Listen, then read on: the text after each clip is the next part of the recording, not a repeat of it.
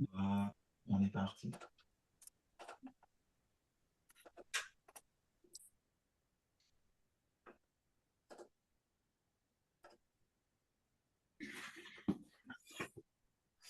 Bonjour à Bonjour. toutes et à tous. Bonjour. Donc, on va attendre un petit peu que tout le monde se connecte, peut-être 1 ou 2 minutes, et puis on va lancer un peu cette visioconférence. En tout cas, merci à tous d'être présents ce matin. Vous avez la possibilité d'utiliser le chat si vous souhaitez, si vous avez des questions, s'il y a des choses particulières, ou pour nous saluer pour votre arrivée. Vous avez la possibilité d'utiliser le chat pour communiquer avec nous. Il y aura toujours quelqu'un pour vous répondre et ce sera le cas durant toute la conférence. Donc, n'hésitez pas à utiliser cet outil.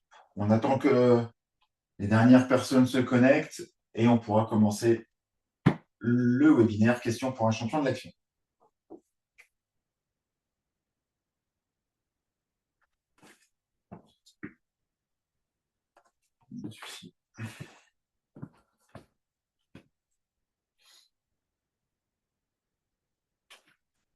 Petit retour déjà.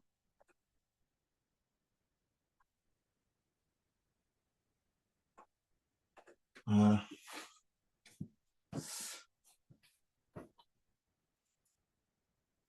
Bonjour Martine, bienvenue. J'espère que vous êtes en forme. On va avoir une heure ensemble où ça va être à la fois de la réflexion sur des thèmes de prévention et on va bouger aussi.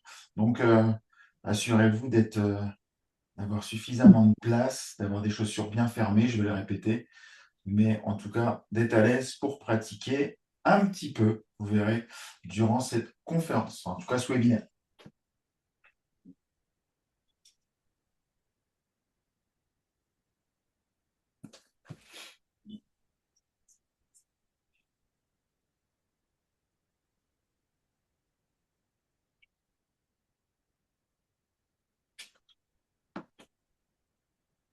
Bonjour Perrine, bienvenue également. Bonjour.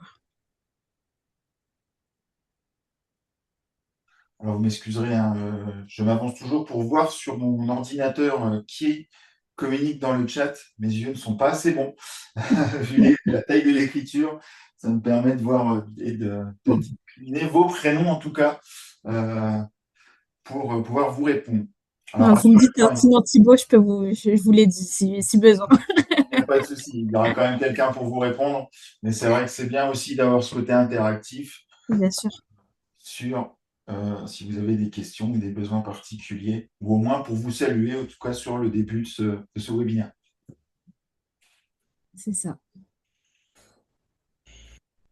Bon, je pense qu'on va attendre une petite minute et on va, Oui, on va démarrer on les attend le participants dernier au retardataire. webinaire. Ouais, c'est ça. Ok. Bon. Bah écoutez, bonjour à toutes et à tous. Je suis Anissa, chargée de prévention du coup chez Mcom Mutuel. On est heureux aujourd'hui de vous accueillir pour cette visioconférence Questions pour un champion de l'action. Merci d'être présent. Donc on vous propose en fait cette visioconférence du coup en partenariat avec Été Indien, dont Thibaut qui sera là pour l'animation pendant cette heure de cette visioconférence assez un petit peu interactive qui change. Et donc, on espère que vous prendrez plaisir aussi à y participer. Donc, pendant cette heure, en fait, on va vous proposer du coup un petit moment ludique et interactif, comme je l'ai dit, pour prendre soin de votre santé en mouvement. Voilà, ce sera un quiz santé donc où il y aura de la réflexion, il y aura du mouvement le but c'est aussi de prendre plaisir et de s'amuser, c'est-à-dire d'apprendre des choses tout en apprenant des gestes qui sont bons pour votre quotidien. Donc voilà, ce quiz santé avec ces mouvements simples qui sont accessibles à tous. Il n'y a pas de compétition. C'est vraiment le but, c'est de prendre une petite heure de plaisir et de changer un petit peu des webinaires très, on va dire, où il y a beaucoup de connaissances. Là, c'est aussi pour voilà, que vous appreniez aussi de nouvelles choses. En tout cas, bah, écoutez, j'espère que vous prendrez plaisir pendant cette heure. N'hésitez pas, du coup, si vous avez des questions ou si vous avez des problèmes techniques ou autres, peut-être sur le chat, si vous n'avez pas suivi des choses, à le mettre en discussion. Et puis, bah voilà, je vous laisse entre les mains de Thibaut. Et puis, je vous dis à tout à l'heure. Merci. Merci beaucoup, Anissa. Bienvenue à tous. Bienvenue pour ce webinaire Questions pour un champion de l'action. On va présenter rapidement qui nous sommes chez Été Indien, puis on va passer rapidement sur la mise en pratique, en tout cas de ce webinaire. Ce que j'ai dit un petit peu plus tôt, l'idée, c'est de vous mobiliser à travers cette heure de questionnement avec des éléments de prévention. On va travailler aussi un petit peu vos connaissances global sur l'activité physique au quotidien et on va bouger. Donc assurez-vous d'avoir un espace suffisamment adapté autour de vous pour éviter toute problématique de chute ou voilà, d'accidentologie. Donc en gros, c'est un espace où on est en capacité d'écarter les bras et de pouvoir tourner autour. Voilà, ainsi qu'au-dessus. Une chaise à disposition si vous avez la nécessité, si vous ressentez le besoin de réaliser les exercices sur chaise, puisque les exercices resteront simples, mais vous aurez la possibilité de le faire également sur chaise. Une bouteille d'eau, on fera une petite pause fraîcheur. Et puis, s'il fait chaud chez vous, si le chauffage est en route, si vous ressentez le besoin, entrebâiller la fenêtre, c'est toujours quelque chose qui peut être intéressant. Alors, je vais quand même me présenter. Donc, je m'appelle Thibaut, je suis chef de projet et enseignant d'activité physique adaptée chez Été Indien. Été Indien, on est une entreprise ESUS, c'est-à-dire c'est un agrément de l'État, entreprise solidaire d'utilité sociale. Juste pour vous donner un ordre d'idée, sur 2025, c'est 5691 séances qui ont été encadrées par l'un de nos enseignants sur tout le territoire français et c'est plus de 6000 personnes qui ont été accompagnées. Donc voilà, on est spécialiste dans le sport adapté pour les plus de 55 ans. On intervient sur l'ensemble du territoire et aujourd'hui, on intervient avec M comme mutuelle pour vous proposer ce webinaire Questions pour un champion de l'action. Alors vous allez vous dire, qu'est-ce que c'est que ce webinaire? À quoi ça consiste d'être un champion de l'action? On a des règles du jeu qui sont assez simples. Vous allez partir avec un capital santé de départ. Vous allez avoir 20 points. L'idée, ça va être de rajouter des points sur ce capital santé sans le perdre. C'est-à-dire qu'à un moment donné, vous pouvez perdre des points. C'est tout à fait possible. On aura 3 épreuves. Une première épreuve où vous avez la possibilité de gagner 9 points. Un petit challenge ensuite sur l'épreuve numéro 2. Et puis, on aura une toute dernière épreuve où vous aurez la possibilité de récupérer 7 points supplémentaires. Et on terminera sur eh bien, le comptage des points et on verra qui sera le champion de l'action aujourd'hui. Donc, si vous souhaitez avoir une petite feuille pour noter vos points, vous avez la possibilité, mais vous verrez qu'on vous passera aussi des sondages pour pouvoir répondre aux différentes questions. Donc, on prendra le temps de réaliser la mobilisation et on vous laissera le temps de répondre à ces sondages. Comme chaque activité physique, puisqu'on va quand même bouger, on va réaliser un petit échauffement. Pourquoi je dis petit échauffement? Parce qu'après, le reste des mouvements reste assez simple. Mais en tout cas, on va préparer le corps à l'effort, donc on va s'échauffer pour commencer eh bien, ce webinaire. Assez simplement, sur de l'échauffement, je vous invite à avoir les pieds sur l'écartement du bassin. On va venir ici monter les épaules et les redescendre. Voilà. Simplement, alors c'est un mouvement que vous avez l'habitude de faire. Généralement, quand on vous pose la question, que vous ne connaissez pas la réponse, vous venez ici, je ne sais pas. Voilà. L'idée concrète, hein, c'est d'avoir la main posée sur la cuisse ici, et voilà, cette forme de piston, on vient monter les épaules et les redescendre. Donc on est sur une mobilisation de ce qu'on appelle la ceinture scapulaire. C'est la ceinture au niveau des épaules. Pourquoi? Parce que au niveau de l'omoplate, ça s'appelle le nom latin s'appelle la scapula, donc ceinture scapulaire. Vous avez la possibilité de dissocier, c'est-à-dire faire uniquement épaule droite, épaule gauche. Voilà. Donc ça, c'est une petite routine que vous pouvez faire régulièrement le matin en commençant votre journée pour déverrouiller après une bonne nuit. Ça peut être intéressant. Voilà, on a fait la ceinture scapulaire. On va monter, on va faire au niveau cervical.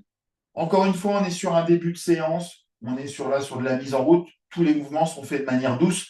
On va essayer d'éviter l'apparition de douleur, mais en tout cas, l'idée, c'est de pouvoir mobiliser et de préparer à un effort. Donc, on va venir mettre le menton à la poitrine, regarder ses pieds et regarder au plafond. Voilà. Donc, des mouvements sur cet axe pour les cervicales. Encore une fois, des mouvements doux. On sollicite tout le système au niveau de l'oreille interne. Ça peut créer des pertes d'équilibre, donc toujours en maîtrise sur ces mouvements-là. Voilà. On a fait cet axe, on va changer d'axe, on va venir regarder à droite, regarder à gauche. Voilà. Pensez à respirer, hein. L'activité physique, à chaque fois que vous faites un effort ou vous faites une activité, vous avez besoin d'oxygène. Le corps a besoin d'oxygène et les muscles aussi pour fonctionner. Donc pensez à respirer pendant les mouvements. Voilà. OK. On va venir ensuite mettre les deux mains ici.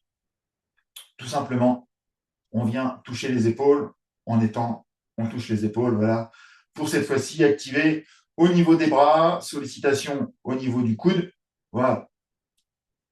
Pensez toujours à respirer. Les mouvements sont simples, hein. On est là juste pour commencer l'activité et préparer à réaliser des efforts. Voilà.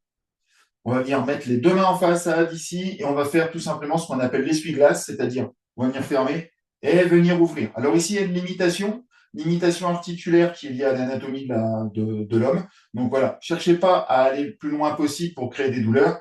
On arrête au niveau du blocage. Voilà. Donc, on est sur un autre axe. Voilà. Si jamais vous rencontrez des douleurs au niveau de l'épaule, au niveau du coude, vous pouvez avoir ce genre de pathologie, ce genre de problématique. Vous passez l'exercice et vous faites l'exercice suivant, hein. On n'est pas là pour se faire mal, bien évidemment. Voilà. OK, super. On va poser les mains sur les hanches. On va venir amener Crétiliac ici. On va l'emmener sur la droite. On revient. On va l'emmener sur la gauche. Voilà, pour mobiliser au niveau du bassin. Encore une fois, si vous rencontrez des douleurs, même au niveau du dos, on peut réduire l'amplitude, hein. On n'est pas obligé d'aller très très loin sur le côté. Ce mouvement-là ne pose pas de problématique si vous rencontrez des éléments comme des prothèses de hanche ou ce genre de choses, mais toujours en veille sur la mise en route, bien évidemment, des exercices. Voilà. Et on va terminer sur des petites montées de genoux légères pour commencer à activer un petit peu plus. Vous verrez qu'après, on va réaliser ce mouvement-là. Ça fait partie, je spoil un petit peu la suite, mais ça fait partie des mouvements qu'on aura durant l'ensemble du webinaire. Voilà. Pensez à respirer. Alors, j'espère que vous êtes prêts. On va essayer aussi de voir un petit peu où se situent vos connaissances, hein, sur un ensemble de thématiques pour savoir si vous avez et si vous êtes des champions de l'action. On est parti. Donc, le jeu numéro 1, je vous rappelle, hein, vous avez 20 points en capital. On va essayer de gagner 9 points supplémentaires. Si jamais vous avez la bonne réponse aux questions, vous marquez un point supplémentaire. Si vous avez par contre une mauvaise réponse, vous perdez un point. C'est pas grave, ne vous inquiétez pas. Vous verrez que ça reste quand même des questions qui sont assez communes, mais voilà, ça dépendra de vos connaissances. 9 questions, 3 thématiques abordées, l'activité physique, le sommeil et la nutrition. Donc, vous voyez, on balaye tout un ensemble de thématiques. La toute première question de ce webinaire. Combien de minutes d'activité physique à intensité modérée est recommandée chaque jour pour un adulte? Combien de minutes activité physique à allure modérée est recommandée chaque jour pour un adulte? Si vous pensez que c'est la réponse numéro A, vous allez encore une fois marcher sur place. Voilà. Réponse numéro A, 10 minutes, vous marchez sur place. Donc, voyez, on active. Si vous pensez que c'est la réponse numéro B, rotation de bassin, donc on va venir ici, donc c'est du hula hoop, hein, tout simplement. Si vous pensez que c'est 30 minutes, si vous pensez que c'est 1 heure, vous allez venir monter les bras ici et clapper au-dessus de la tête. Voilà. Donc ça, c'est les mobilisations en fonction de la réponse que vous pensez être la bonne. On va lancer le premier sondage pour savoir. Je vous laisse le temps de répondre à ce sondage.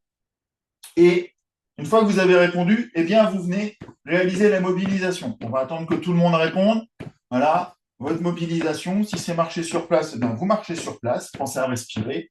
Si vous pensez que c'est la réponse numéro B, rotation du bassin. Si vous pensez que c'est la réponse C, donc 1 heure, on vient clapper au-dessus. Voilà, je vois que les réponses sont en train d'arriver. Je ne sais pas si tout le monde a répondu. Ça me permet de me rapprocher pour vérifier. Question 7, on a 77%. Je laisse les dernières personnes répondre. Il n'y a pas de risque, hein, rassurez-vous. Voilà. Dans la mesure où quasiment tout le monde a répondu. Je vous invite, donc on va mettre fin au sondage et on va regarder les résultats et je vais vous annoncer la bonne réponse. On a arrêté le sondage. Vous êtes en grande majorité à penser que la bonne réponse est la réponse B, c'est-à-dire que le nombre de minutes préconisé pour de l'activité physique à allure modérée est recommandé par jour. Effectivement, il faut que je... Comme ça, fait comme ça. Voilà. Effectivement, la bonne réponse. Bravo à vous. Ceux qui ont répondu la réponse B, vous avez bien, la possibilité de marquer un premier point.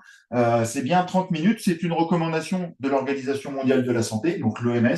Effectivement, 30 minutes, c'est ce qui est recommandé chaque jour pour un adulte en tant que dose quotidienne d'activité physique pour que ça ait un impact sur votre santé. Bravo à vous. Pour les autres, vous avez la possibilité de retirer un point que vous allez bien évidemment récupérer. Ne vous inquiétez pas, il y a suffisamment de questions. La question numéro 2, à partir de quel âge la perte de masse musculaire, ce qu'on appelle d'un point de vue un petit peu scientifique la sarcopénie, commence-t-elle? Donc à partir de quel âge la sarcopénie, donc la perte de masse musculaire, commence-t-elle? Est-ce que vous pensez que c'est à partir de 30 ans? Si c'est ce cas-là, eh bien, vous pouvez marcher sur place. Si c'est 50 ans, rotation du bassin, voilà.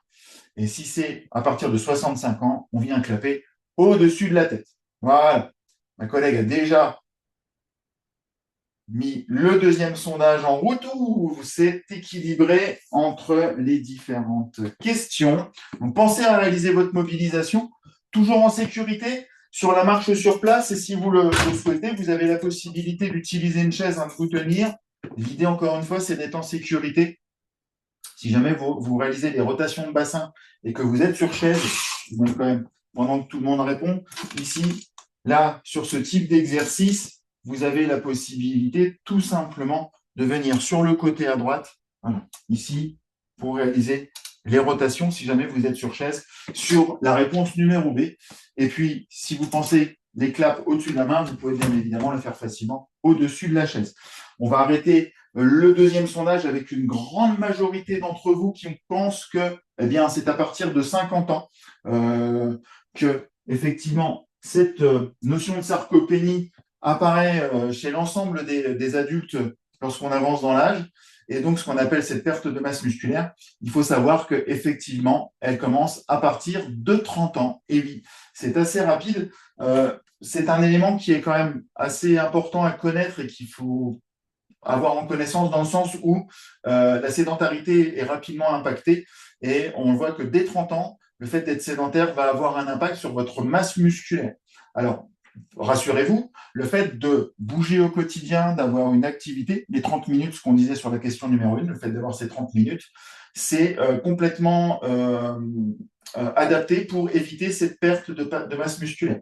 Ce qu'il faut savoir, c'est qu'une personne qui est sédentaire, à partir de 30 ans, et sur une tranche de 10 ans, va perdre entre 5 à 6 de masse musculaire. Ces 5 à 6 ils sont évités si on pratique régulièrement une activité physique. Donc vous voyez que si vous n'êtes pas sédentaire et que vous êtes bien évidemment actif, on peut lutter contre cette perte de masse musculaire, mais elle apparaît très très tôt lorsqu'on avance dans l'âge, bien évidemment. Donc vous pouvez marquer un petit point. Je reviens dessus, c'est vrai que les personnes qui ont marqué la réponse A, vous avez un point. Pour les autres, vous retirez un point. Vous avez encore, rassurez-vous, la possibilité de récupérer beaucoup, beaucoup de points. Bravo à vous. La question numéro 3. Quel type d'activité physique favorise le plus le maintien de l'équilibre chez les seniors? On sait que cette notion d'équilibre, c'est quelque chose d'important. C'est un indicateur aussi de perte d'autonomie, l'équilibre. Mais la pratique de certaines activités favorise en particulier ce maintien de l'équilibre. Si vous pensez que la marche rapide est l'activité qui favorise ce maintien, je vous invite à marcher sur place. Si vous pensez que c'est le yoga ou le tai chi, encore une fois, la rotation du bassin, alors vous en faites une dizaine de mouvements à chaque fois. Sur la rotation du bassin, on peut faire 10 mouvements dans un sens, 10 mouvements dans l'autre. Voilà, encore une fois, en fonction de vos possibilités, de vos amplitudes articulaires, on fait en fonction de ses possibilités. Et si vous pensez que c'est la natation, donc le clap au-dessus des mains pour, eh bien, cette dernière possibilité de réponse. Je regarde un petit peu ce qui est proposé sur, eh bien, le sondage. Ça bouge encore un petit peu, je vous laisse répondre, bien évidemment. C'est en train de s'équilibrer entre la réponse A et la réponse B. Personne n'est allé sur la réponse C. Donc, vous êtes la moitié à penser que la marche rapide est l'activité qui favorise le plus le maintien de l'équilibre, et l'autre moitié sur le yoga et le tai chi. C'est vrai que le fait de pouvoir marcher, vous avez forcément cette idée de se dire que ça maintient l'équilibre, ce qui est tout à fait normal, tout comme le yoga ou le tai chi. La bonne réponse, roulement de tambour, on est parti, voilà. Effectivement, on est plus sur des activités type yoga ou tai chi pour favoriser le maintien de l'équilibre. Pourquoi? Parce qu'on parle beaucoup d'ancrage et de travail vraiment de choses également sur du renforcement un peu spécifique à travers ces deux activités, que ce soit le yoga ou le tai chi. On vient associer l'ensemble du corps et surtout des questions de posture et vraiment d'ancrage au niveau du sol, plus en avant que la marche rapide. La marche rapide va principalement, elle, développer des éléments comme tout ce qui est cardiovasculaire, et la capacité de se déplacer à une certaine vitesse. La marche rapide aura à la fois cette option-là, mais aussi le maintien de l'équilibre, mais ce qu'on appelle de l'équilibre dynamique, c'est-à-dire de l'équilibre en mouvement.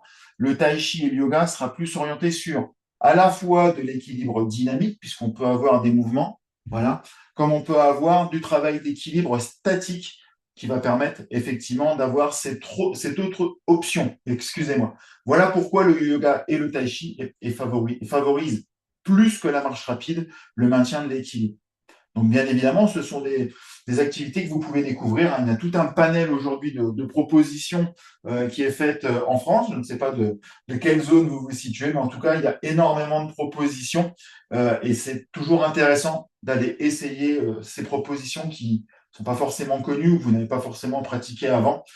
Sachez que même quel que soit votre âge, vous avez toujours la possibilité de commencer une activité.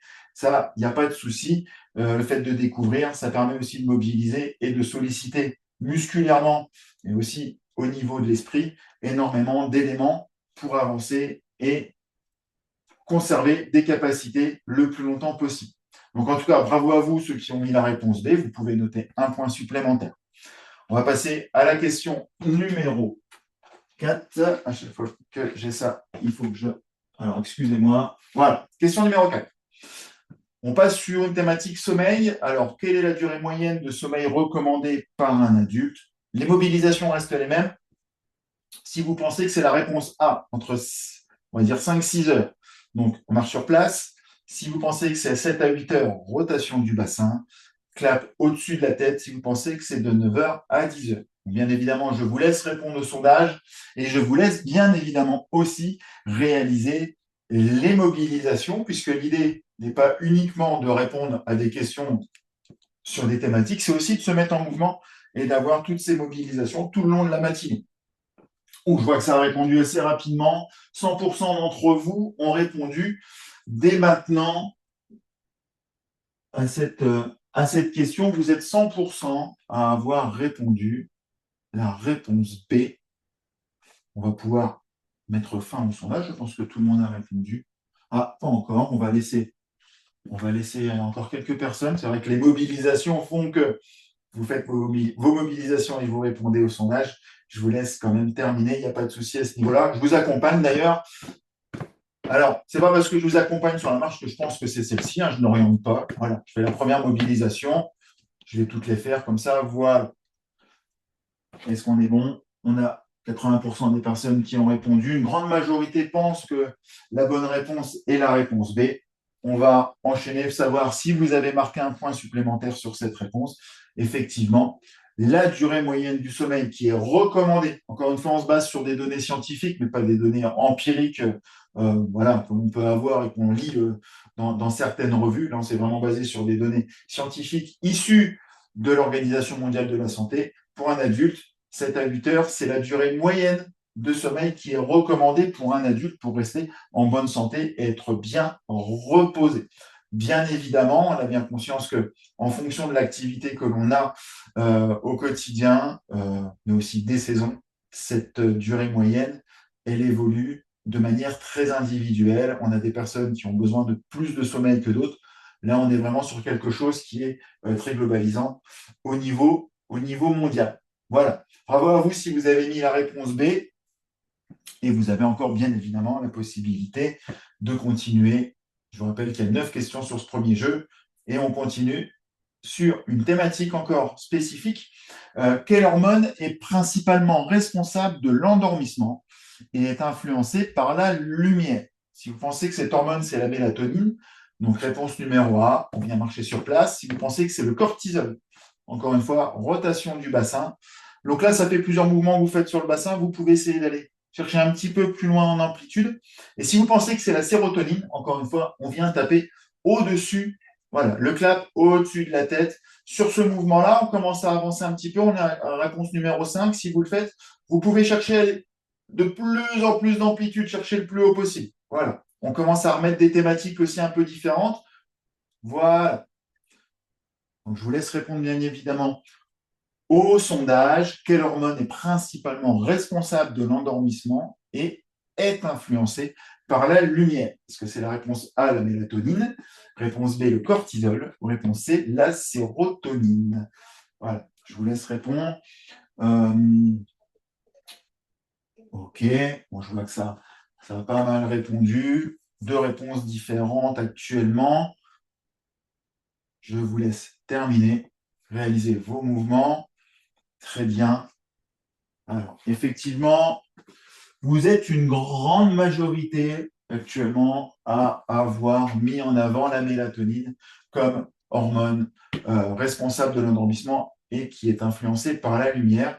Eh bien, vous avez raison. C'est bien cette hormone qui sert à favoriser l'endormissement. Pourquoi? Parce qu'elle va agir sur des capteurs et au niveau du cerveau pour favoriser la mise au repos de l'ensemble du système nerveux central.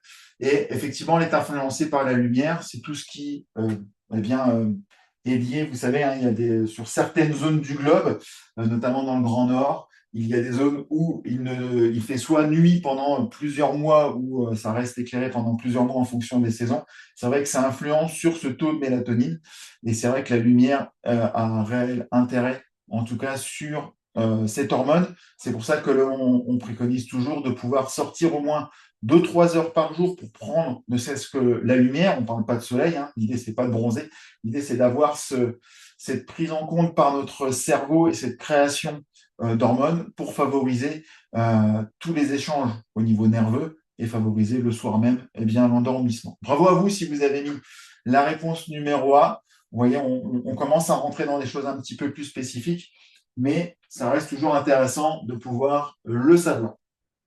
Donc j'espère que vous allez bien, en tout cas, et on enchaîne toujours sur des questions en relation avec le sommeil, avec cette fois-ci seulement deux réponses possibles, donc deux mobilisations, soit la marche sur place, soit la rotation du bassin, sur un vrai ou faux.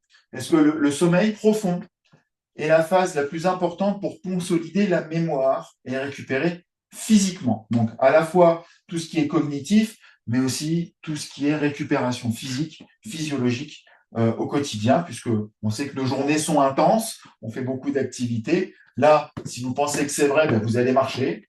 Et on a toujours besoin de récupérer, à la fois physiquement, mais aussi au niveau nerveux et au niveau du cerveau. Voilà. Donc, est-ce que effectivement ce sommeil profond, cette phase, puisqu'il y a plusieurs phases dans le sommeil, ça permet eh bien, de consolider la mémoire et de récupérer physiquement? Voilà. Je vous laisse répondre. Je vous laisse aussi surtout eh bien, répondre aux questions et vous mobiliser. Hein. Gardez cette mobilisation, rotation du bassin.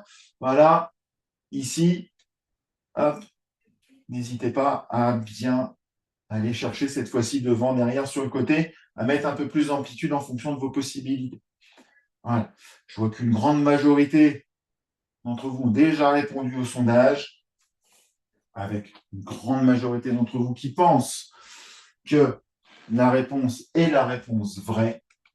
Eh bien, vous avez raison. Effectivement, le sommeil profond, c'est une phase bien particulière sur les différentes phases du sommeil. Et ce moment-là est la phase qui est mais en prédisposition, qui favorise donc la mémoire et la récupération physique.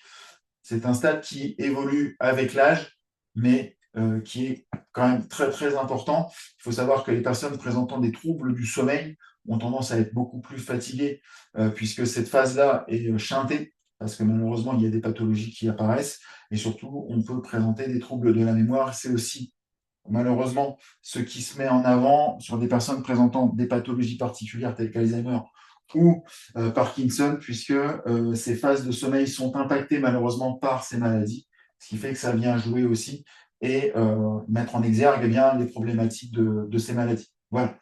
Alors rassurez-vous, hein, ce n'est pas parce que vous ne dormez pas bien que il n'y a pas de relation entre les deux. Ce n'est pas parce que vous ne dormez pas bien que vous risquez de voir apparaître ce type de pathologie. Mais malheureusement, ça marche dans l'autre sens, c'est-à-dire que ces maladies-là agissent sur le sommeil profond. Donc toujours privilégier une phase de sommeil favorable, c'est-à-dire couper votre activité au moins 2 à 3 heures avant, c'est-à-dire que si vous avez fait un entraînement ou une séance où vous avez bougé, toujours garder 2 à 3 heures entre la fin de votre pratique et le moment où vous allez vous coucher pour que le système nerveux central redescende et que la mélatonine puisse commencer à bien, prendre et à faire effet pour s'endormir et avoir un sommeil qui soit vraiment qualitatif. Voilà. N'hésitez pas, hein, s'il y a des questions particulières, on pourra aussi revoir tout ça à la fin. Il ne faut pas hésiter à poser les questions. On va passer un petit peu sur les questions en lien avec la nutrition. Alors, notamment sur cette question numéro 7, quel nutriment est le plus important pour la récupération musculaire après un effort physique intense? Donc, vous avez été faire de la marche rapide, vous avez fait une randonnée, ou tout simplement, eh bien, vous avez l'habitude de marcher ou de faire des séances de yoga, de stretching, de renforcement musculaire. Pour vous, c'est intense. Intense, c'est à partir du moment où il y a cette notion d'essoufflement qui apparaît. On a vraiment cette intensité qui est quantifiée en fonction de cette notion qui est le seuil ventilatoire, c'est-à-dire soit vous êtes sur une activité où vous êtes en capacité de parler, ou vous êtes sur une activité où vous êtes essoufflé, et la parole est quand même compliquée. C'est ce qui fait la différence entre le intense et le modéré. Voilà.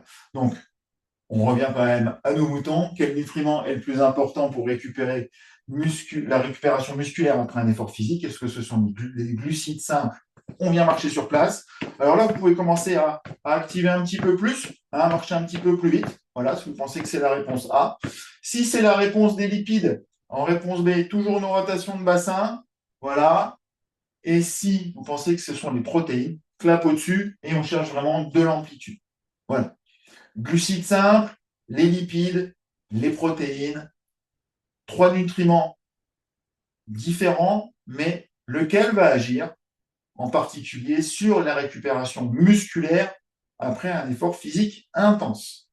Je vous laisse faire vos mobilisations, répondre aux questions. On est actuellement on est égalité, effectivement, entre les glucides simples et les protéines. Donc, en termes de récupération musculaire, c'est-à-dire remise à niveau du capital au niveau musculaire pour pouvoir récupérer correctement et surtout enchaîner d'autres séances dans la semaine, on est plus sur les protéines. Les glucides simples vont pouvoir apporter rapidement tout ce qui est sucre et qui va pouvoir permettre on va dire, de consommer ces nutriments rapidement. C'est-à-dire que c'est pour ça qu'on favorise plutôt les glucides simples avant un effort physique intense. C'est tout ce qui peut être en lien avec les pâtes, ce genre de choses. Les protéines, elles, vont venir vraiment reconstituer le stock en interne au niveau musculaire et surtout va agir sur s'il y a du travail bien spécifique, notamment sur du renforcement ou sur de la recherche de force, va venir vraiment créer des stocks bien spécifiques pour renforcer au niveau des fibres musculaires. Voilà pourquoi les protéines sont plutôt ce nutriment qui permet cette récupération musculaire. Voilà. Alors, bravo à vous si vous avez mis la réponse C. Sachez qu'en tout cas, effectivement, c'est de trouver le bon équilibre entre l'avant, l'effort, après l'effort, comment on équilibre nos repas, notre alimentation pour que tout ça soit adapté et que surtout, on ait suffisamment d'énergie avant l'effort et qu'on puisse récupérer correctement après l'effort. Voilà. La question suivante, c'est sur le même format qu'on a vu un petit peu précédemment, sur un vrai ou faux. Les fibres alimentaires aident à réguler le transit intestinal et à réduire le risque de maladies cardiovasculaires. Est-ce que c'est vrai? On vient marcher sur place, on active, on peut rajouter les bras maintenant. On a déjà la question numéro 8, peut-être que vous avez fait plusieurs fois. Si vous pensez que c'est faux, toujours nos rotations de bassin. Voilà. Sur la rotation, vous pouvez venir même lever un pied. Voilà, pour travailler un petit peu sur de l'équilibre. En tout cas, est-ce que vous pensez que les fibres alimentaires aident à réguler le transit intestinal et à réduire le risque de maladies cardiovasculaires? Si vous pensez que c'est vrai, donc une petite marche sur place. Si vous pensez que c'est faux, les mobilisations. Le sondage est déjà en route, vous pensez tous à 100%. Eh bien, que c'est vrai, eh bien, vous avez tous faux. En effet, les fibres alimentaires ne sont pas forcément là pour réguler le transit intestinal ou à réduire le risque de maladies cardiovasculaires. En tout cas, pas de manière précise. C'est-à-dire que il faut qu'elle rentre dans un ensemble d'alimentation, parce qu'on parle encore une fois d'équilibre alimentaire, mais en elles-mêmes, ces fibres ne vont pas forcément chercher à réguler le transit. Elles peuvent l'accompagner et éviter l'apparition de problématiques, mais surtout, elles ne vont pas agir sur les maladies cardiovasculaires en particulier. Voilà. Donc, encore une fois, ça fait partie un petit peu des éléments que l'on, on va dire, que l'on peut avoir en tête. On peut avoir toujours cette notion-là. Ce n'est pas forcément des vérités derrière. Tout dépend aussi de l'équilibre que l'on met derrière, c'est-à-dire l'équilibre alimentaire, il est assez global, assez globalisant. Ce n'est pas juste une strate de l'équilibre qui permet de réduire et d'aller contre des problématiques qui peuvent apparaître, comme le transit ou les maladies cardiovasculaires. Voilà, j'espère avoir été clair. C'est assez compliqué sur la partie nutrition de rentrer dans le détail, mais la notion d'équilibre alimentaire reste quand même quelque chose d'assez important. Alors, on termine la 9e question de ce premier jeu sur le petit déjeuner. Ce qu'il faut privilégier au petit déjeuner. Est-ce que vous pensez que le pain complet plus un fruit, c'est ce qu'il faut privilégier? Des viennoiseries et un café en réponse B, ou une bonne boisson sucrée sur la réponse C. Boisson sucrée, donc c'est un chocolat chaud, ça peut être un thé sucré, ça peut être une boisson que vous pouvez, maintenant, il y a énormément d'éléments qui sont vendus dans le commerce pour privilégier le petit déjeuner. Voilà. Mais pour vous, et en tout cas dans les connaissances au niveau nutrition, lequel est le plus adapté? Le pain complet et le fruit, toujours notre marche où on met les bras. Voilà. Les rotations de bassin pour les viennoiseries et le café, et les boissons sucrées en réponse C. Vous avez déjà répondu en grande majorité. Voilà. Pour tout le monde, on est tout bon. Pour tout le monde, on est sur la réponse A, le pain complet et le petit fruit. Effectivement, là pour le coup, vous avez raison. Le pain complet, de par sa constitution et sa faible, je vais y arriver, faible constitution en sucre. Donc il y a peu de sucre sur le pain complet. Il est à préconiser. Et le fruit, parce qu'effectivement, ça permet d'apporter un sucre, mais un sucre qui n'est pas transformé, qui est direct et qui permet d'avoir un bon apport non mauvais pour la santé au quotidien. Voilà, on est arrivé au bout de ces 9 premières questions. Peut-être que certains d'entre vous ont 29 points. Certains ont peut-être perdu quelques points. Ce n'est pas grave, vous avez encore la possibilité, en tout cas, de récupérer des points pour voir où se situe votre capital santé aujourd'hui. Voilà. En tout cas, on est sur notre première phase. On va passer sur le jeu numéro 2. Et sur le jeu numéro 2, je vais vous proposer un challenge. Avant cela, je vous invite, et je vais le faire aussi, à boire un coup. Voilà, prendre un petit peu le temps. Si vous ressentez le besoin de vous asseoir, puisque ça fait quand même pas loin de 40 minutes que l'on a commencé, que vous êtes debout, vous avez la possibilité de faire une petite pause assise, de boire un petit coup, vérifier si les lacets sont bien serrés. Et on va passer sur le jeu numéro 2. Le jeu numéro 2, il s'appelle le 4 à la suite. Je vais vous proposer d'enchaîner 4 stimulations. Si vous êtes en capacité, si vous réalisez ces 4 stimulations, eh bien, vous gagnez 4 points. Si vous n'en faites qu'une, 1 point. 2, 2 points, 3, 3 points, 4, 4 points. Vous voyez, c'est assez simple. Et je vais vous montrer quelle stimulation je vous propose. On boit un coup ensemble et on part sur ce jeu numéro 2. Voilà. Donc là, pas de sondage, hein, juste une mobilisation à réaliser à la maison. La première mobilisation. Assez simple, on va faire ce qu'on appelle faire l'oiseau. Donc, écartement au niveau du bassin, hein, pour les pieds. On vient tendre ici, les bras, voilà. Membre supérieur, bras tendus. Encore une fois, ça peut sembler un mouvement assez simple. Si vous avez des problématiques au niveau des épaules, bien évidemment, vous adaptez. Ça peut être plus simple de le faire devant si vous avez mal sur le latéral. Venez le faire en frontal ici. Hein. Je n'ai pas de problème avec ça. Par contre, vous allez quand même essayer d'avoir la plus grande amplitude possible, c'est-à-dire d'aller chercher les bras sur le côté le plus loin possible. Voilà. Ça, c'est le mouvement, le premier. Si vous êtes en capacité de le faire une bonne vingtaine de fois, vous marquez un point. Voilà. Pensez toujours à respirer en maîtrise, hein, du mouvement. Si vous pensez, ensuite, non, je ne sais pas si vous pensez, le mouvement numéro 2, ce sont des montées de genoux.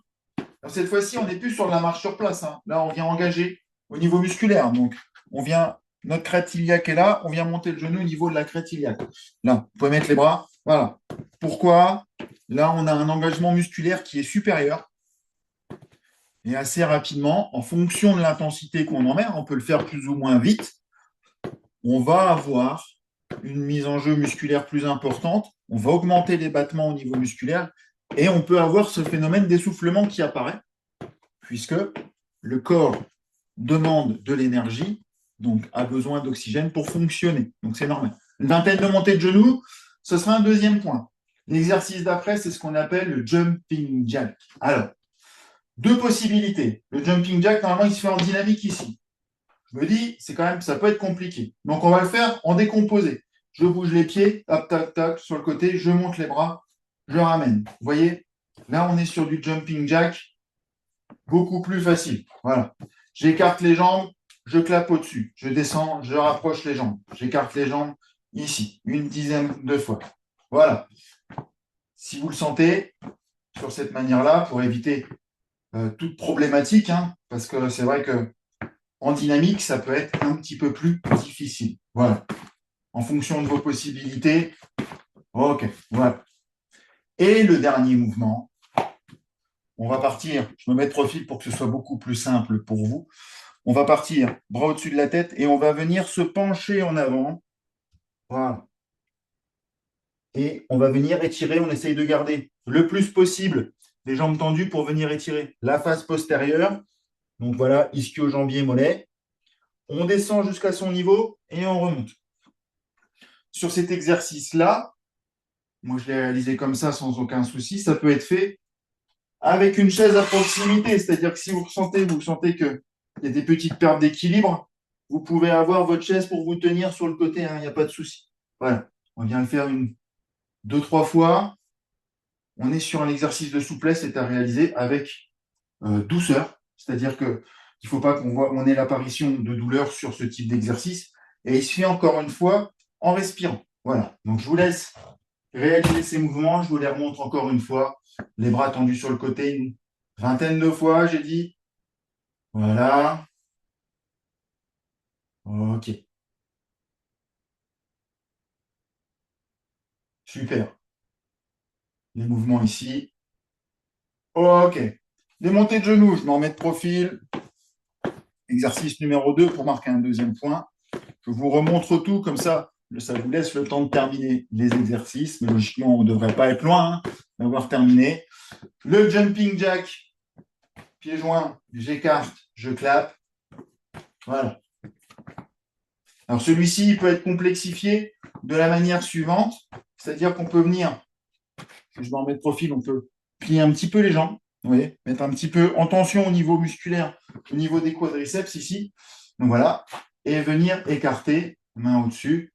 Tac, tac. Vous allez voir, c'est un peu plus compliqué puisque on vient solliciter au niveau des quadriceps sur cet exercice-là. Voilà. Et le dernier, donc, l'exercice de souplesse, main au-dessus de la tête. On vient descendre progressivement, jambes tendues, en soufflant. Voilà. Si vous posez les mains au sol, c'est parfait. Si vous touchez le bout de vos pieds, c'est parfait. Si ce n'est que eh bien, les chevilles ou les mollets, dites-vous que ce n'est pas grave. Ça reste un élément qui reste assez individuel, la souplesse, qui se travaille au quotidien. Mais il n'y a pas de nécessité de ne pas marquer de points si vous ne touchez pas le sol. En tout cas, voilà. Bon. Cette routine-là, assez facilement, vous pouvez la reproduire facilement chez vous. Voilà. Si vous avez le temps, là, vous avez votre téléphone à proximité, vous pouvez prendre une photo, la garder et puis vous dire, ah, j'avais fait une routine lors d'un exercice, on avait fait un petit échauffement, il m'avait donné une routine. C'est assez simple. Voilà. En tout cas, j'espère que vous allez bien. Pour vous, il nous reste un petit quart d'heure.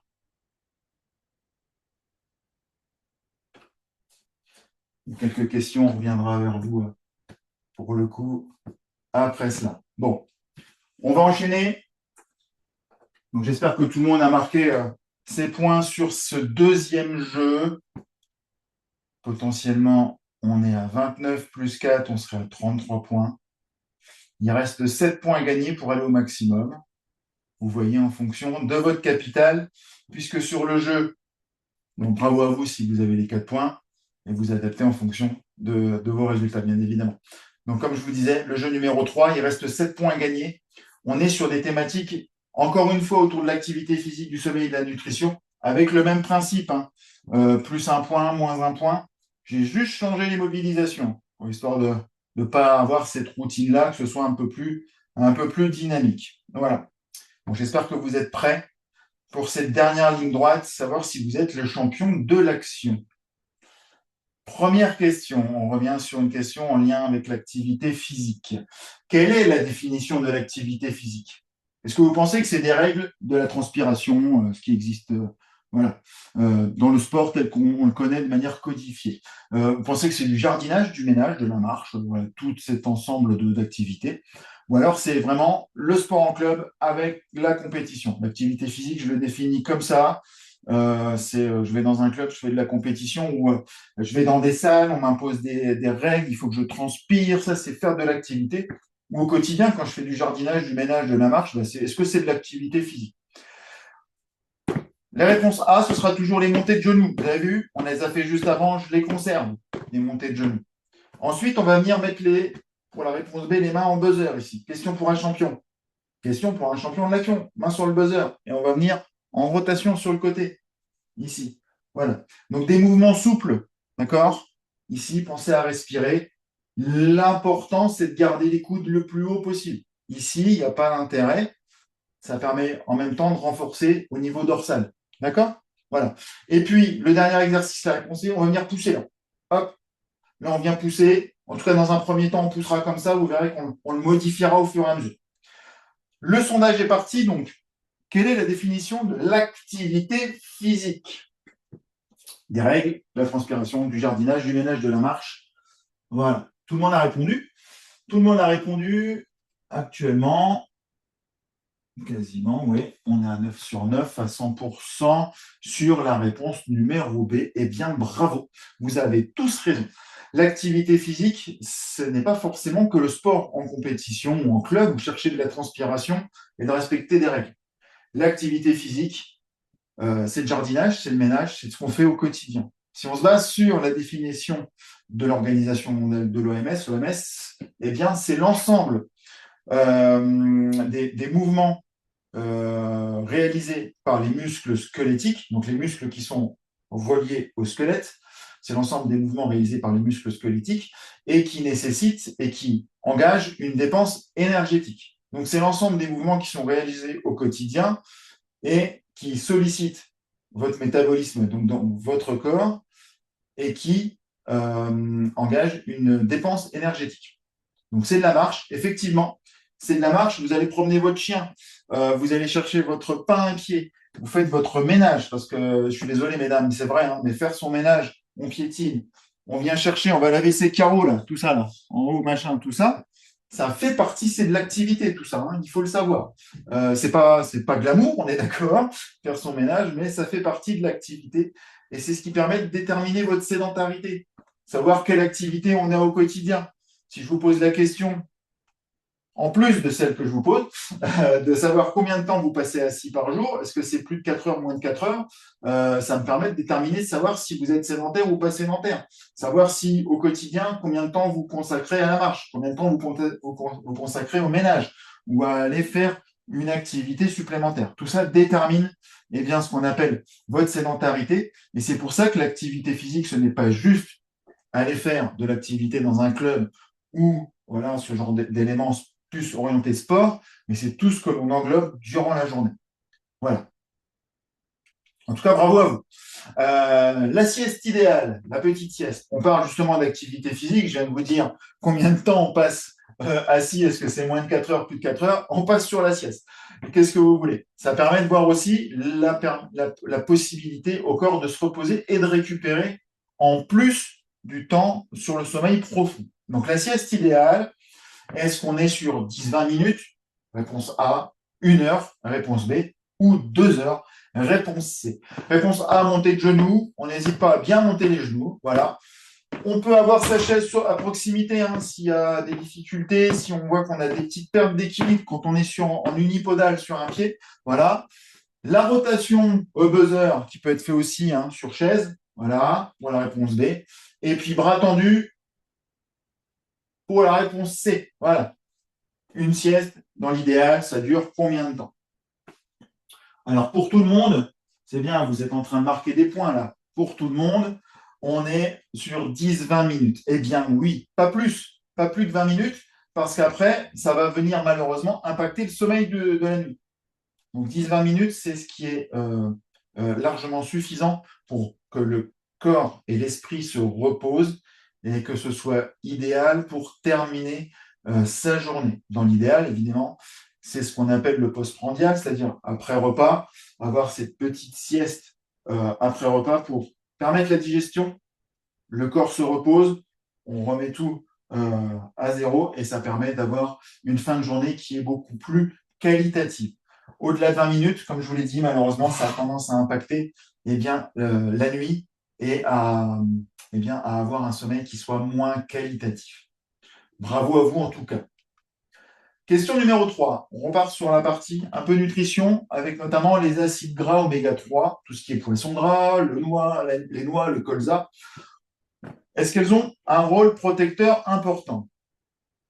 Oui. Lequel? Est-ce que c'est réduire l'inflammation et protéger le cœur, augmenter la tension artérielle ou remplacer totalement les protéines? Hein, pensez à ça. Les acides gras oméga 3, donc tout ce qui est poisson gras, noix, le colza, elles ont un rôle protecteur important. Lequel est-il? Les montées de genoux, si je pense que c'est de réduire l'inflammation et protéger le cœur. Augmenter la tension artérielle ici. Voilà. Et si c'est pour remplacer les protéines, on va alterner cette fois-ci. Voilà. Réponse C, on va venir alterner devant. Vous voyez, j'ai changé le mouvement. On pousse bras tendu, mais on va venir de manière alternée. Change un petit peu le mouvement. Voilà. Le sondage est parti. Je vous laisse répondre. Si vous avez le temps, vous avez la possibilité d'essayer les autres mobilisations, hein, potentiellement sur chacune des questions. C'est vrai que je ne vous l'ai pas dit jusqu'ici, mais vous avez la possibilité de faire les 3 mobilisations. Comme ça, vous aurez bien bougé pendant 7 heures que l'on passe ensemble. Alors, pour une grande majorité d'entre vous, je me rapproche, excusez-moi, mes yeux ne me permettent pas de vous voir dans le détail. En tout cas, on a une grande majorité d'entre vous qui estiment que c'est la réponse A, la bonne réponse. Personne sur la réponse B et quelques personnes sur la réponse C. La bonne réponse est la suivante. Eh bien oui, réduire l'inflammation et protéger le cœur. Donc le rôle de ces oméga 3, effectivement, ont un rôle anti-inflammatoire. Donc toute problématique d'inflammation qui peuvent apparaître au niveau au niveau des organes, hein. On peut avoir ce rôle d'anti-inflammation, mais aussi au niveau musculaire, sur tout ce qui est tendineux, ce qu'on appelle des tendinites, ce genre de choses. Donc, ça peut agir sur l'inflammation et ça protège le cœur puisque ces acides gras ont un rôle sur le muscle cardiaque qui fait que ça favorise aussi les battements et évite l'apparition notamment de mauvaises graisses qui pourraient venir eh bien, s'installer autour du cœur et déséquilibrer son fonctionnement, hein. Bien évidemment, vous savez que c'est une horlogerie de haute compétition, le cœur, mais qui peut vite être déréglé quand il y a des petits éléments qui viennent malheureusement se mettre dessus. Donc bravo à vous pour la réponse numéro A. Ça ne peut pas remplacer totalement les protéines, puisque c'est vrai que sur certaines gammes d'aliments, malheureusement, les oméga 3 n'ont pas le même apport. Ce qui fait que ça ne peut pas remplacer totalement les protéines. Voilà. Bravo à vous en tout cas. On est sur la question numéro 4. Quelles sont les recommandations quotidiennes d'activité physique? On revient dessus. Au quotidien, qu'est-ce que nous dit l'OMS? C'est 20 minutes modérées et 5 minutes soutenues? Ou alors est-ce que c'est 30 minutes modérées, 15 minutes soutenues, 45 minutes modérées, 25 minutes soutenues? Les mouvements, vous les avez, les montées de genoux, les rotations sur le côté. Et voilà, les mouvements, on est un peu ici comme si on était sur des mouvements de boxe. Je vous laisse répondre dans le chat. Je vous ai expliqué un petit peu tout à l'heure la différence entre modéré et soutenu. C'est ce seuil ventilatoire, cette capacité à un moment donné de se dire, je suis sur de la marche avec des amis, je peux parler avec eux pendant 1 heure sans aucun souci. Là, on est à aisance respiratoire, je peux parler. Ah, je marche un autre jour de la semaine avec d'autres amis, et là, au bout de 10 minutes, je me rends compte que je ne peux pas suivre une conversation parce que je suis essoufflé. On a passé le seuil ventilatoire, on est passé entre intensité modérée, intensité soutenue. C'est très individuel et ça évolue, quel que soit votre âge. Le fait d'avoir de l'activité fait varier ce seuil ventilatoire et va repousser en fonction de l'intensité, mais de votre activité. C'est pour ça qu'il faut que ce soit régulier et quotidien. Alors, combien, si on veut que ce soit quotidien et régulier, combien de temps il faut faire? Bon, j'ai été long dans le temps, mais tout le monde a effectivement la bonne réponse. Les 30 minutes, on en entend parler à intensité modérée. Un peu moins sur les 15 minutes soutenues. D'ailleurs, il y a une faute dans le diapo. J'ai dit que 15, il manque les minutes. Vous m'excuserez, mais c'est bien 15 minutes soutenues. Donc, 30 minutes, 5 fois par semaine. On impose toujours aussi des moments de repos. C'est-à-dire que ce n'est pas 30 minutes tous les jours. Vous avez le droit à 2 journées en repos dans la semaine. 30 minutes, je vais le nuancer aussi. 30 minutes, ce n'est pas forcément vous dire de marcher 30 minutes par jour. C'est de l'activité physique. L'idée, c'est de proposer plusieurs activités au corps pour mettre en jeu l'ensemble des muscles. Ça peut être 30 minutes de marche le lundi, 30 minutes, je ne sais pas, de natation ou de vélo ou de yoga. Alors, généralement, ce n'est pas des séances qui durent 30 minutes, mais on sait qu'à partir de 30 minutes, c'est bon pour le corps. L'idée, c'est de varier les propositions, d'en avoir le plus possible pour mettre en jeu l'ensemble des muscles squelettiques, donc l'ensemble des muscles du corps, pour être en bonne santé sur l'ensemble de son corps. Voilà. Question numéro 5. On en a parlé tout à l'heure. Le sommeil profond. Donc, chez les seniors, quelle proportion du sommeil total est constituée du sommeil profond? Ce qu'on appelle le stade numéro 3. Est-ce que c'est 5 à 10%, 15 à 20%, 25 à 30%? Je la précise, c'est la proportion sur l'ensemble de la nuit. Ce sommeil profond chez les seniors, combien de temps ça représente? Est-ce que c'est 5-10%, 15-20%, 25 à 30%? Les mouvements sont les mêmes. Voilà. N'hésitez pas à faire vos mouvements et à répondre aux questions. C'est en cours. Effectivement, vous êtes en train de vous positionner. Donc, la proportion du sommeil total par rapport au sommeil profond. Est-ce que c'est 5 à 10%? Non, le sommeil profond par rapport au sommeil total. Excusez-moi, je dis des bêtises. Est-ce que c'est 5 à 10%, 15 à 20% ou 25 à 30%? Voilà, vous vous êtes positionné.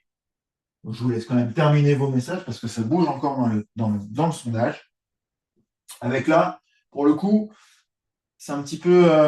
On a les 3 réponses, hein. On a certains d'entre vous qui pensent 5 à 10%, une grande majorité de 15 à 20% et quelques-uns de 25 à 30%. Je pense qu'on est au bout du sondage. Ah, ça bouge encore. Je vous laisse, excusez-moi. Je vais un peu vite. J'essaye de ne pas trop dépasser ce qu'on est. On a attaqué à 35. Donc il reste encore, il est 10h28. Il reste quelques questions. Il reste 2 questions en tout et pour tout. Voilà, j'essaie de ne pas trop décaler dans le temps pour que je vous laisse du temps pour le reste de votre journée, bien évidemment.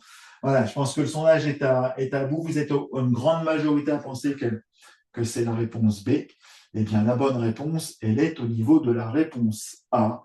Effectivement, ce sommeil-là, cette proportion, elle est quand même très impactée lorsque l'on avance dans l'âge.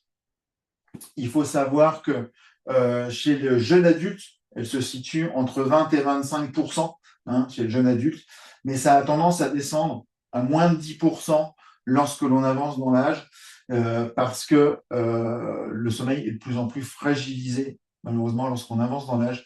Les dernières études ont montré que au niveau cérébral, il y avait la mélatonine n'avait plus le même effet au niveau neuronal, ce qui fait que malheureusement le sommeil est impacté et ce qui engendrait, lorsqu'on avance dans l'âge, un sommeil profond beaucoup plus court malheureusement et une capacité à récupérer beaucoup plus difficile.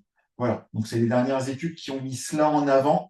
Encore une fois, l'idée c'est de privilégier certains éléments sur comment on prépare son sommeil, le fait de ne pas avoir d'activité avant. Le repas que l'on va avoir le soir peut jouer aussi sur tout ce qui est digestion, mais aussi les consommations, café, alcool, cigarettes, ce genre de choses impactent. Et puis, le fait de pouvoir aller au soleil et de voir de la lumière a aussi cet impact-là. En tout cas, sachez-le, malheureusement, en avançant dans l'âge, cette proportion a tendance à baisser et est liée principalement à notre physiologie. C'est lié au vieillissement général du corps. Alors, rassurez-vous, il existe des éléments qui pourront vous permettre éventuellement d'améliorer cela. Excusez-moi. Voilà. On va passer sur la question suivante, la question numéro 6. Pourquoi les protéines, on en parlait tout à l'heure, sont-elles importantes après 60 ans? Alors, est-ce qu'elles sont importantes pour maigrir rapidement, pour conserver une bonne masse musculaire ainsi qu'une bonne défense immunitaire, ou pour renforcer les os? Alors, encore une fois, les montées de genoux sur la réponse A. Protéines, elles sont importantes après 60 ans pour maigrir rapidement. Conserver une bonne masse musculaire ainsi qu'une bonne défense immunitaire. Allez, rotation, ici, voilà. Vous pouvez aller de plus en plus loin derrière, voilà. Et renforcer les os, on vient taper. Voilà. Je vous laisse répondre au sondage. Quelle est pour vous, eh bien, cette part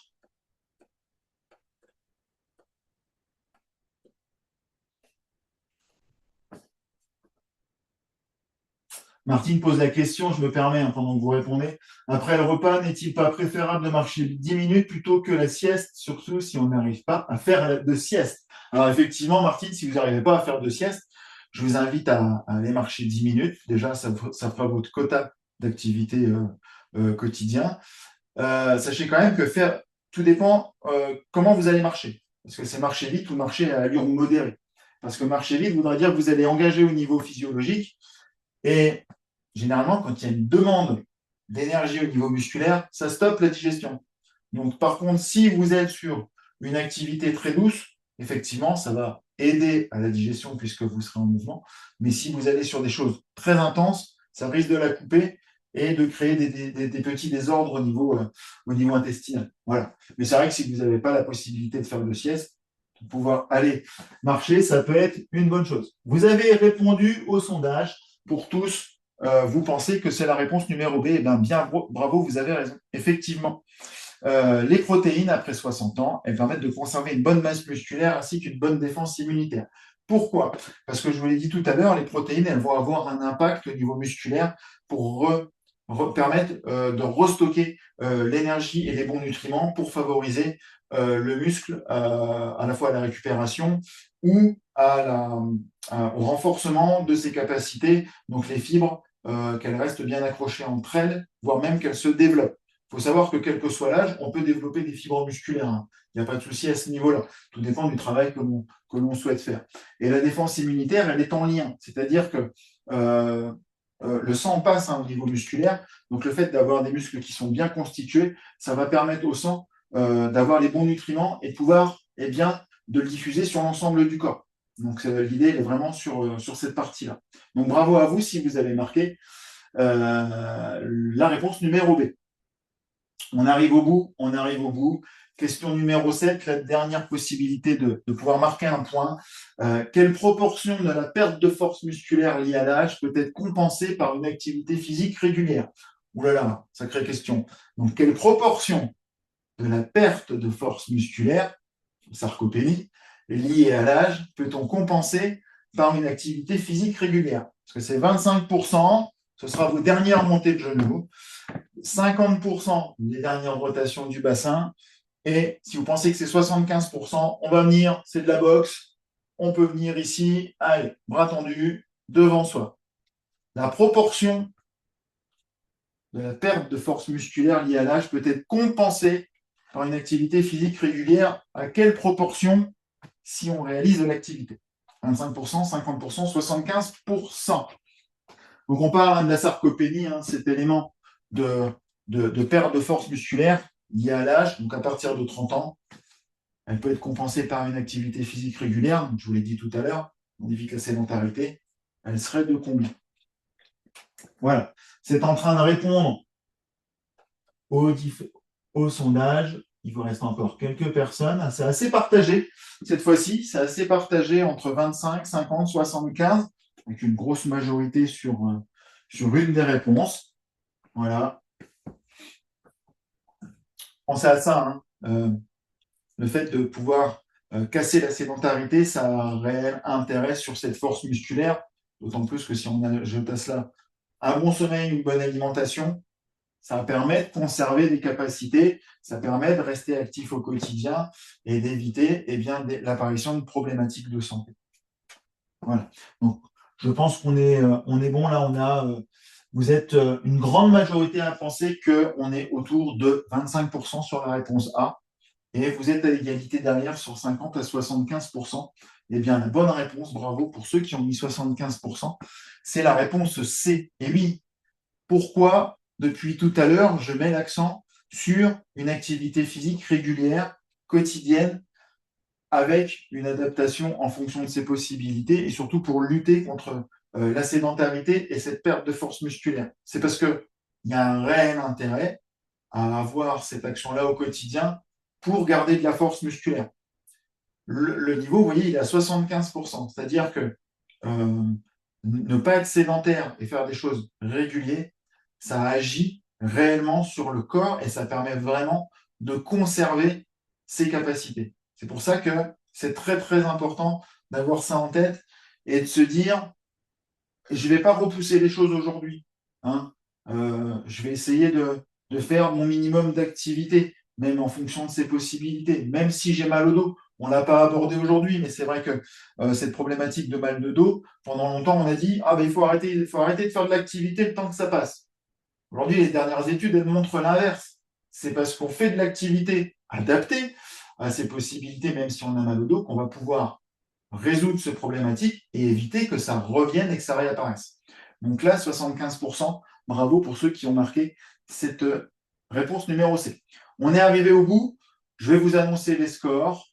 Donc vous allez pouvoir me dire où vous vous situez par rapport, eh bien, à l'ensemble de ces questions. Je vais y arriver, bien évidemment. Alors, on va commencer par la place numéro 3.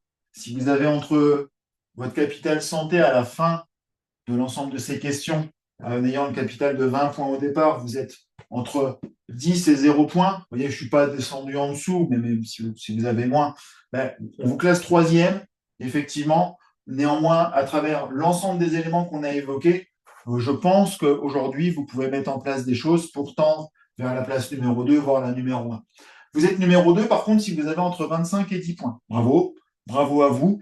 Il y a quelques petits éléments que vous pouvez modifier encore pour passer cette fois-ci sur la place numéro 1 qu'on a mis entre 40 et 25 points. Alors bravo à vous. Si vous avez entre 40 et 25 points, ben, vous êtes les champions de l'action. Bravo, vous avez répondu vraiment parfaitement et vous êtes déjà à même s'il y a toujours des notions sur lesquelles on peut s'améliorer.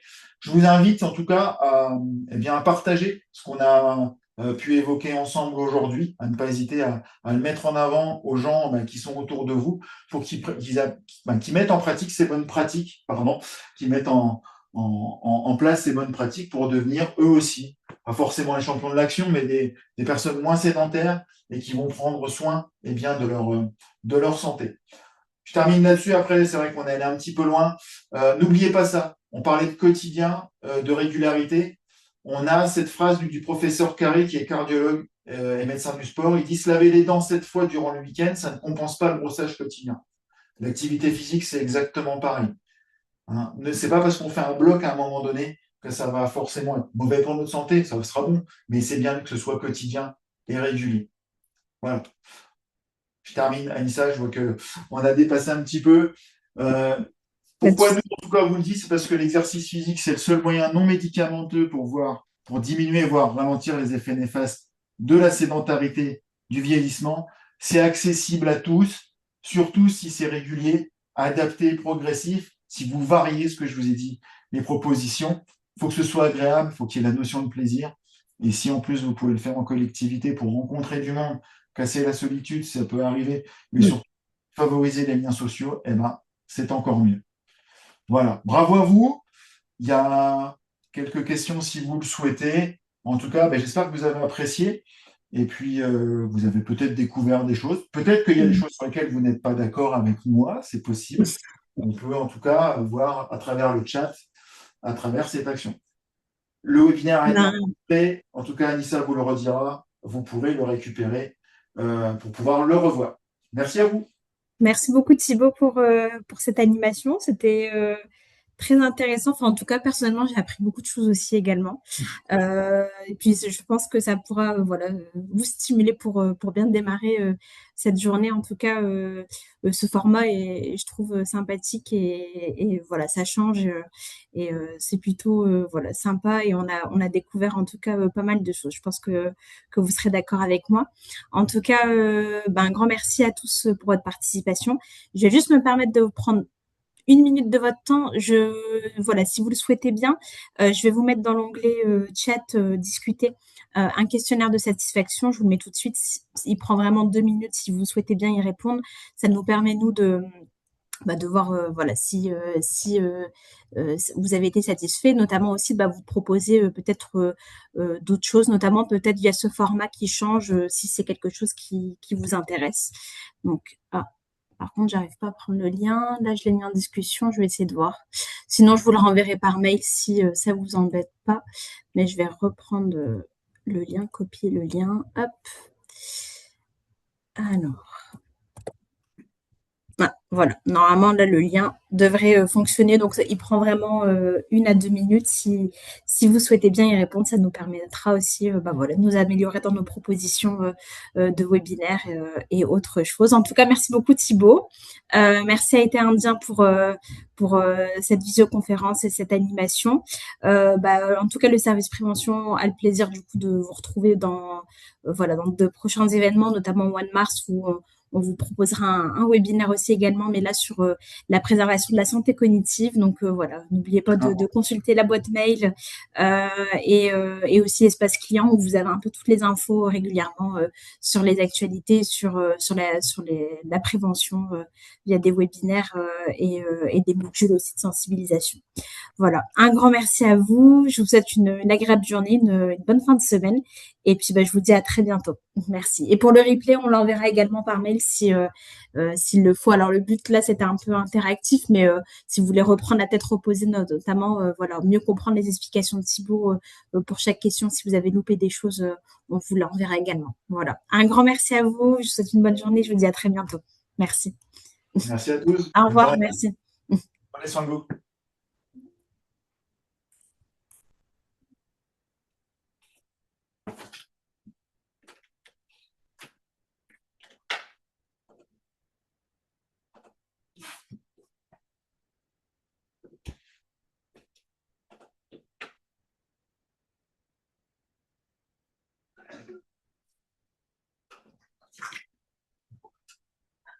peux l'arrêter. Mais t'as quitté déjà. Hein? J'ai quitté le webinaire. Oh. Oui. Tu m'avais faim.